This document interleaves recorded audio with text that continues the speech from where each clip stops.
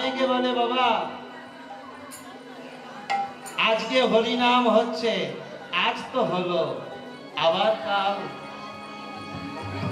মাগো, প্রত্যহ যদি হাতে তালি দিয়ে কীর্তন করা যায়, তুলসী বৃক্ষে জল দেয়া যায়, তুলসী বৃক্ষে ধূপ ধুনা দেয়া যায়, সে সংসারে কোনদিন অমঙ্গল তো হবে না, হতে পারে। শাস্ত্রে বলা আছে কলৌ দোষ নিধে রাজন্য স্থিচ্ছেক মহাগুণ। কলৌ দোষ নিধে, কলিকাল হলো পাপের কাল, অপরাধের কাল, অন্যায়ের কাল। তবু তার একটি মহাগুণ আছে। কি গো? হরিনাম, হরিনাম সংকীর্তন। পশুও দেখবেন আপনার মতো আমার মতো আহার করে, একটি পশুও দেখবেন আহার করে, একটি পশু স্নান করে, একটি পশু বংশ বিস্তার করে, একটি পশু আমাদের মতো ঘুমিয়েও পড়ে। শুধু পারে না একটি কাজ করতে, সেটি কি? সেটি হলো কৃষ্ণ নাম। মানব রূপী হয়ে, মানুষ হয়ে যখন এই ধরা নামে না, সেই হুঁশ থাকতে থাকতে মানুষের কাজ করব না মা?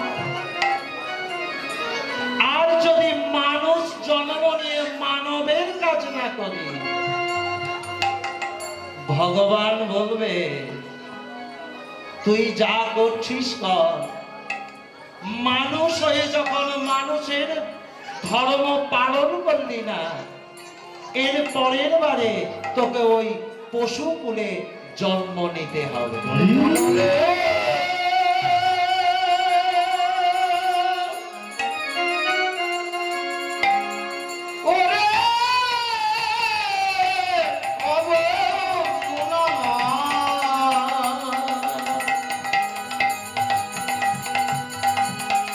একেবারে ভেবে না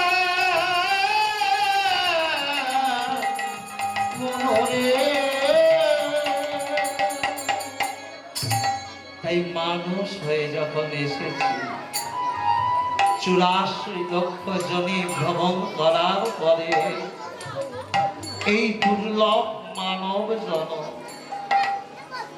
আর মানব জন্ম নিয়ে আমি যদি পশুর আচরণ করি, সে তো পশুরূপেই আসতে হবে গো। হরিবাসরে দেখবেন অনেকে কীর্তন শুনতে বসেছে, কিন্তু বলুন তো মা, কয়জনা হরিনাম হৃদয়ে শ্রবণ করেছে? মাগো, সকলেই জানেন যেইখানে হরিনাম হয় সেটি একটি বৈকুণ্ঠ ধাম হয়ে যায়। শাস্ত্রে বলছে তুলসী কাননম যত্র যত্র পদ্ম বনানি চ। তুলসী কানন, যেখানে তুলসী গাছ আছে সেইগুলোই কি কানন হয় গো? হয় না। যেই তুলসী বৃক্ষে জল দান করা হয়, তুলসী মহারানীর সেবা দেওয়া হয়, হাতে তালি দিয়ে কীর্তন করা হয়, সেই তো কানন। তুলসী কাননম যত্র যত্র পদ্ম বনানি চ। পদ্ম কোথায় ফোটে গো? পাকে, তাই তো বাবা। শাস্ত্রে যে পদ্মের কথা বলছে, এ পদ্ম সে পদ্ম নয় মা। পদ্ম যখন পাকে ফোটে মা, ওখানে নোংরা আছে, ওখানে নোংরা মানুষ যাতায়াত করে, তাই তো। আর যখন গৃহে বৈষ্ণব গুরুদেব আসে, যে বৈষ্ণব, যে গুরুদেব যাদের হৃদয়ে সর্বক্ষণ গোবিন্দের ধ্যান গোবিন্দ সেবা না থাকে না, গোবিন্দকে না খাইয়ে খায় না, শুতে গোবিন্দ, চলতে গোবিন্দ, ঘুমাতে গোবিন্দ, যে গোবিন্দকে ছাড়া চলে না, তার হৃদয়টা হলো একটি পদ্ম বন মনরে।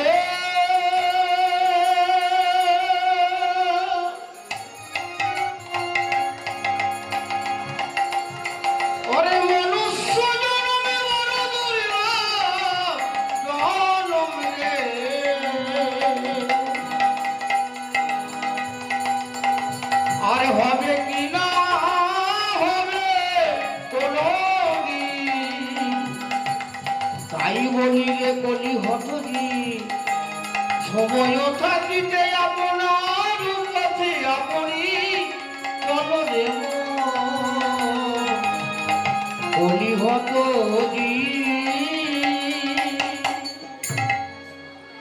শুনুন মা, দাপর যুগ শেষ হচ্ছে, কলিকাল আগত, বৈবস্বত মন্নন্ত।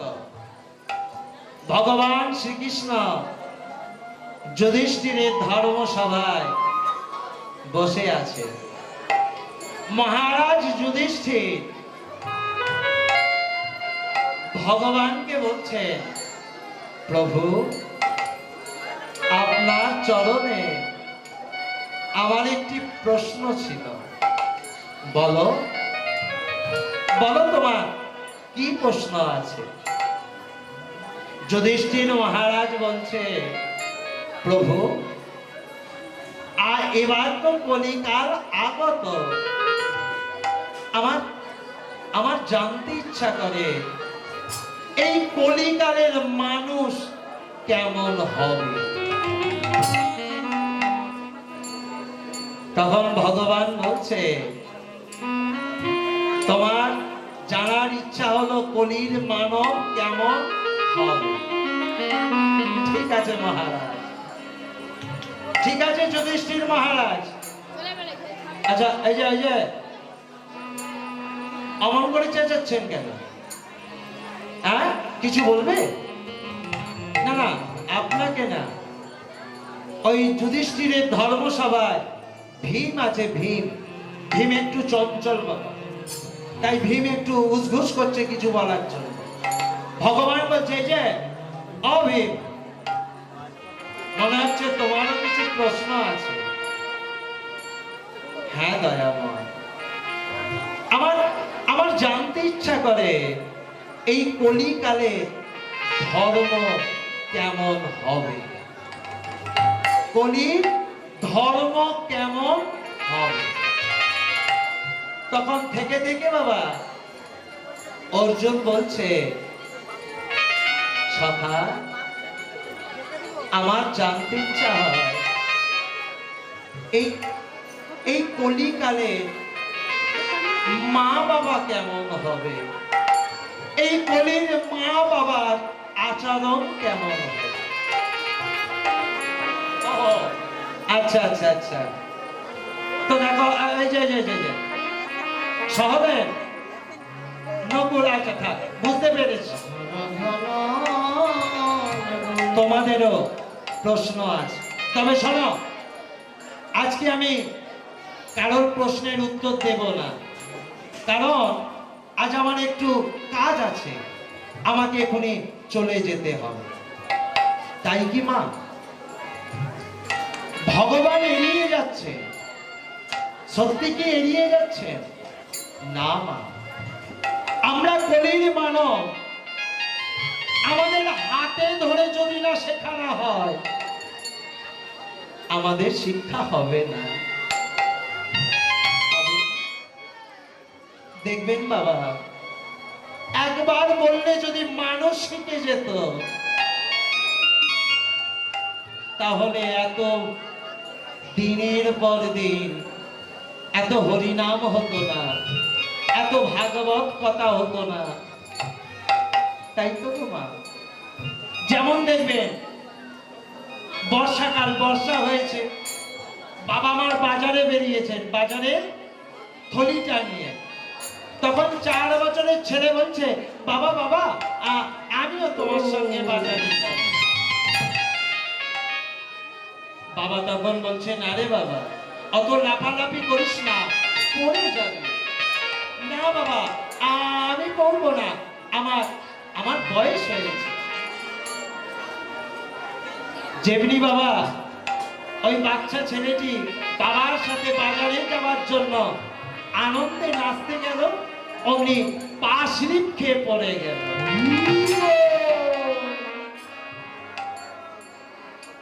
তারপরেই সঙ্গে সঙ্গে ছেলেটি উঠে বলছে, বাবা। বাবা বলছে, কিরে, আমি বললাম না পড়ে যাবে? না বাবা, আমি বুঝতে পেরেছি, আমি করবো না, আমি আস্তে আস্তেই এবার যাব। তাই বাবা, ভগবান পারতেন যুধিষ্ঠিরের ধর্মসভায় সকল প্রশ্নের উত্তর দিতে, ভগবান পারতেন, দিলেন না কেন? কারণ শোনো শোনো ভীম, আমি আজকে উত্তর দেব না, কাল প্রভাতে এসে আমি তোমাদের সকলের প্রশ্নের উত্তর দিয়ে যাব। তবে শোনো ধর্মরাজ, তোমাদের প্রশ্নের উত্তর পাওয়ার জন্য তোমাদের কাল প্রভাতে 5 ভাই মিলে 5টি রাস্তায় হাঁটতে শুরু করো।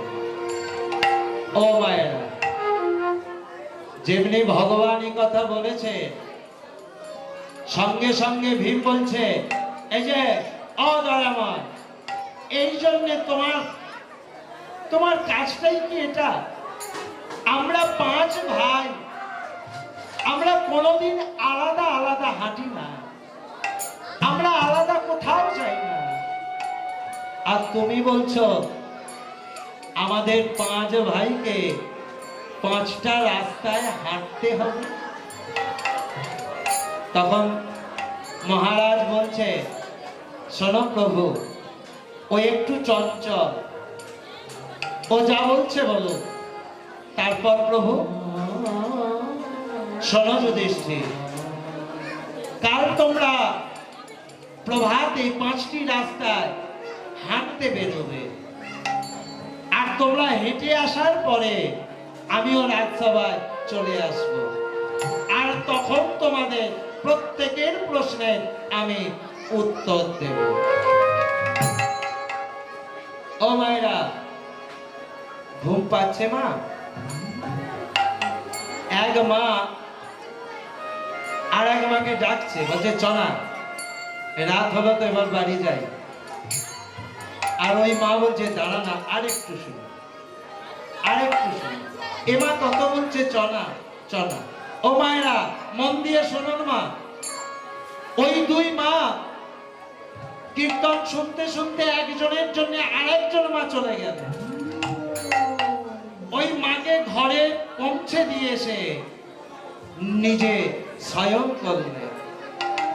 পরের দিন সকালে ওই মা ঘুম থেকে উঠে পড়েছে, এ চিরনিদ্রায় চলে গেছে। তাই ভাবগ্রাহী কলম দিয়ে বলছেন, কি বলছেন তো? ভাবগ্রাহী বলছেন, ওরে কেউ তো কারোর না হয়, এ কথাটা সত্য, বুঝেও বোঝে না মন, তুমি যে অনিত।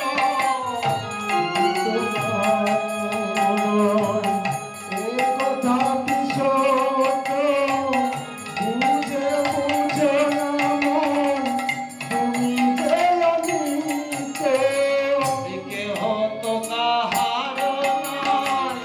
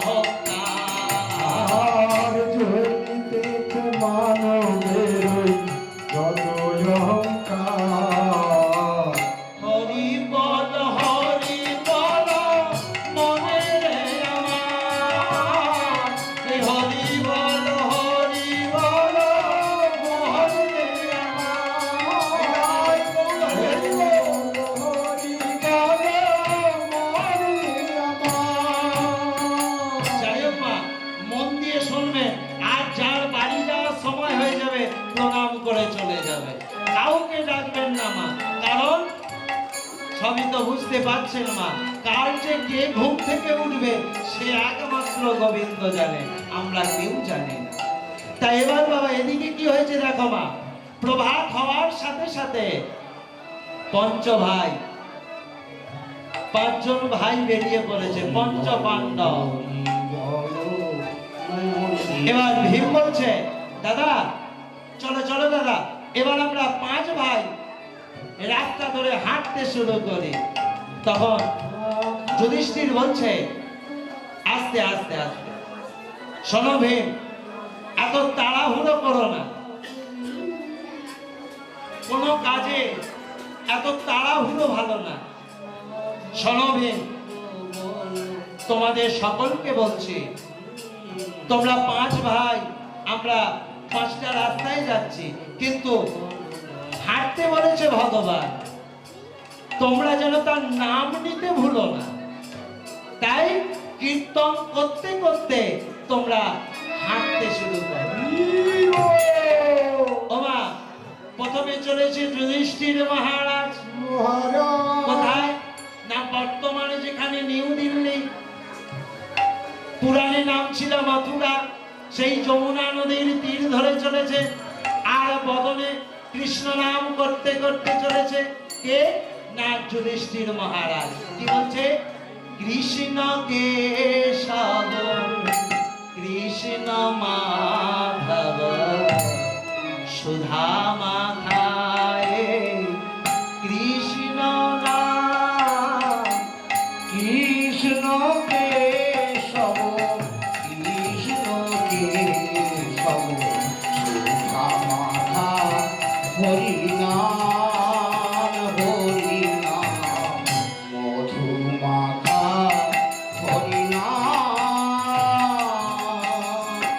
কৃষ্ণ কেশব কৃষ্ণ মাধব সুধা মাখায় হরি নাম সুধা মাখা হরি নাম। রাম ভাগবতে যাব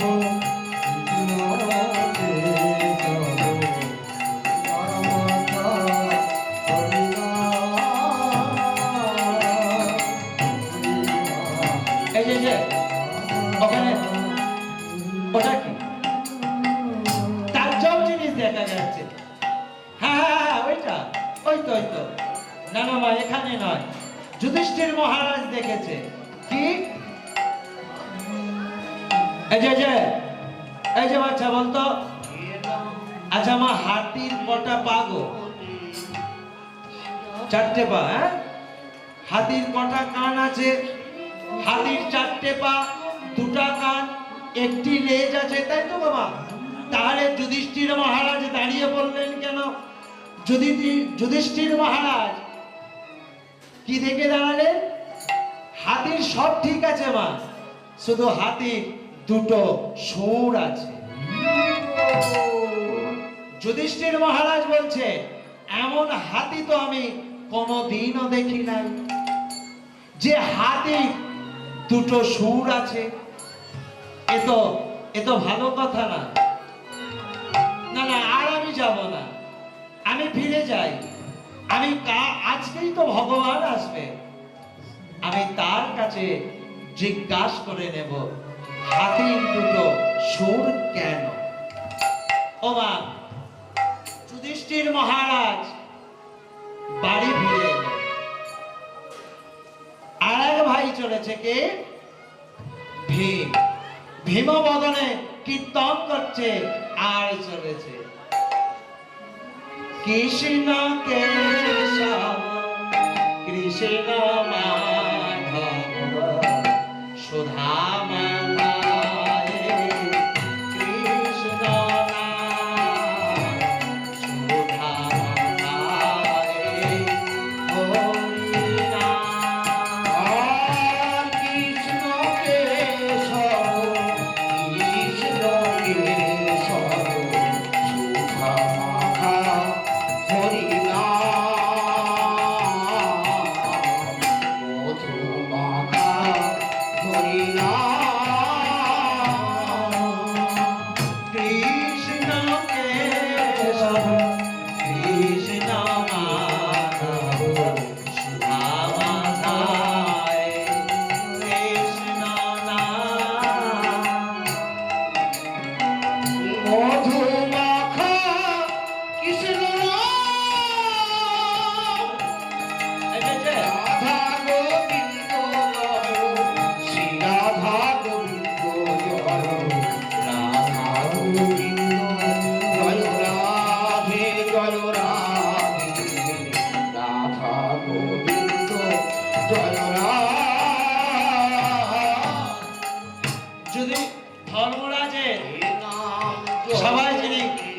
ভীম চলেছে গো।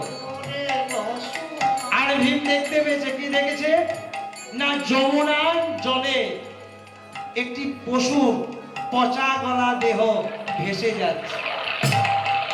আর সেই দেহটা যেমন ফুলে উঠেছে, তার উপরে একটি পাখি বসে আছে।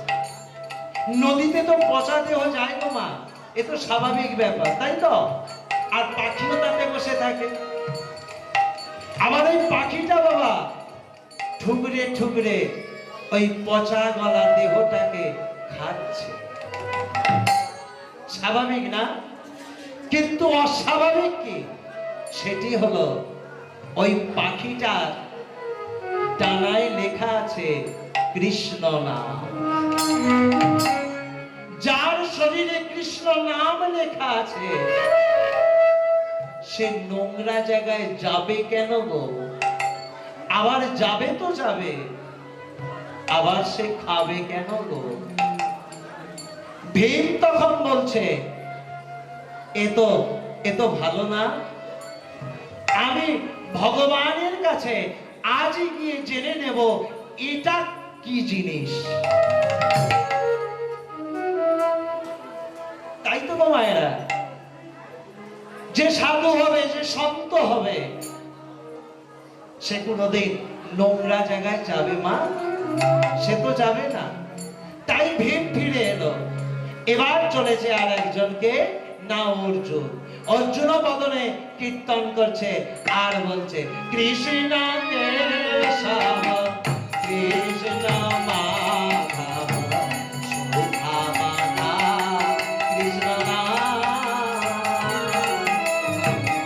মধুমাখা কৃষ্ণ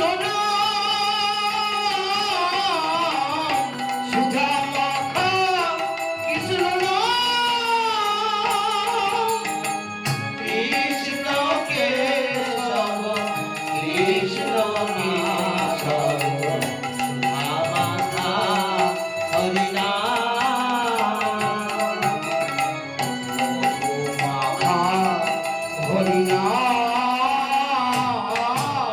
ওমা, অর্জুন যেতে যেতে থমকে দাঁড়িয়ে বললেন, কেন? অর্জুন দেখেছে, কি দেখেছে গো? সদ্যজাত একটি গাভী তার সন্তান দিয়েছে।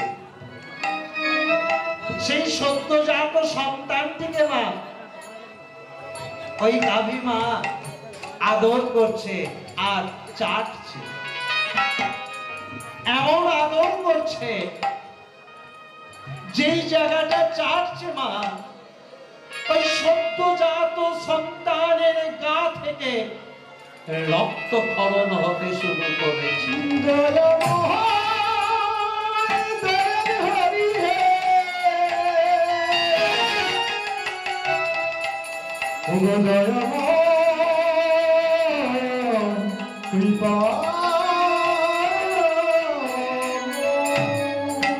এমনকি ওই গাভীটা চাটতে চাটতে সেই সন্তান, ওই ছোট্ট বাছুরটি মারা গেল।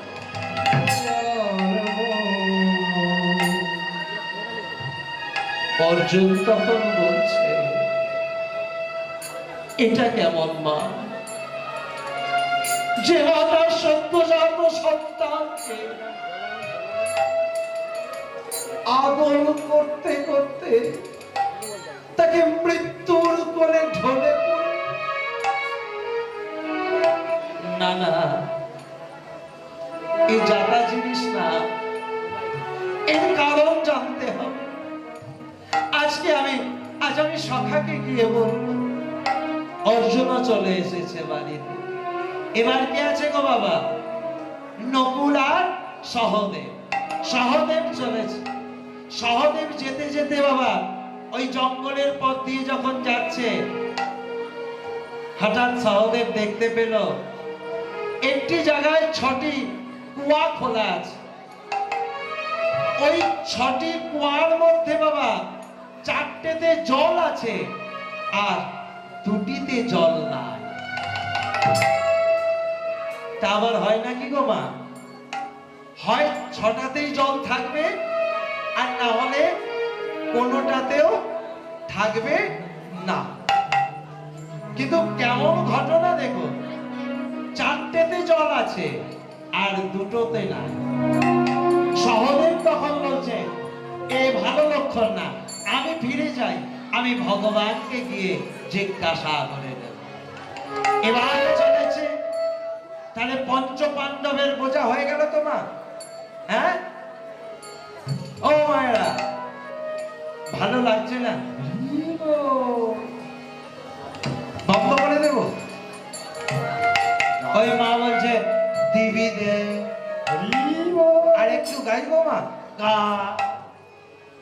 তাহলে মা, ওই মা বলছে তুই গার, আমার সবাই চলে গেছে, আমার চ্যাটাটা বিছানা আছে, ওটা লাস্টে গুটিয়ে ঘর যেতে হবে তো। তামা পঞ্চ পাণ্ডবের প্রশ্ন হয়ে গেল, সবাই ঘুরে চলে এলো তো। হ্যাঁ আমার বাবা মন দিয়েছে, তাহলে বুঝতে পারছো মা? সবাই মিলে ভাই দুই বাহু তুলে বলো শ্রী চৈতন্য মহাপ্রভু কি জয়, শ্রী চৈতন্য মহাপ্রভু কি জয়। তবে বাবা যেমন শ্রোতা আছো ঠিক তেমন হলো না। হলো কি? ও সবাই প্রস্তুত ছিলেন না, সবাই প্রস্তুত ছিলেন না। তা বারবার তিনবার, আর একবার হবে? হ্যাঁ, দুই হাত তুলে বলুন শ্রীমান নিত্যানন্দ মহাপ্রভু কি জয়। যত জয় দেবেন জয়ী তো আপনি হয়ে যাবেন। তাহলে পঞ্চ পাণ্ডবের আর একজন বাকি রয়েছে, কে না নকুল। নকুল পথ চলতে চলতে দেখছে যে ওই পাথর, একটি বড় পাথর বাবা ওই পাহাড় থেকে আস্তে আস্তে গড়িয়ে গড়িয়ে পড়ছে। এমন ভাবে গড়িয়ে আসছে ওর সামনে যদি কুড়ে ঘর পড়ে, গাছ পড়ে, সব উড়িয়ে দিয়ে চলে যাবে। তাই তো, এতে আশ্চর্যের কি আছে? উঁচু থেকে তো পাথর নিচের দিকে পড়বে গো বাবা, তাই তো। কিন্তু আশ্চর্যের কি বিষয় জানেন? ওই পাথরটা যে গড়িয়ে আসছে হঠাৎ থেমে গেল সামান্য একটি ঘাসের ডগায় আটকে।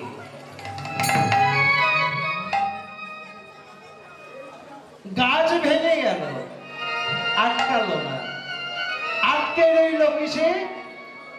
একটা ঘাসের ডগায়। এই নকুলও ফিরে চলে এলো। পঞ্চ পাণ্ডব পাঁচ ভাই আজ রাজসভায় এসে হাজির হয়েছে, আর আমাদের ভগবান আসছে। তাই ভাবগ্রাহী এই কলিকালের ভগবানকে শ্রী গৌরাঙ্গ মহাপ্রভু। তাই ভগবান আসছে, আর ভাবগ্রাহী কলম দিয়ে বলছে আমার গৌর এলো রে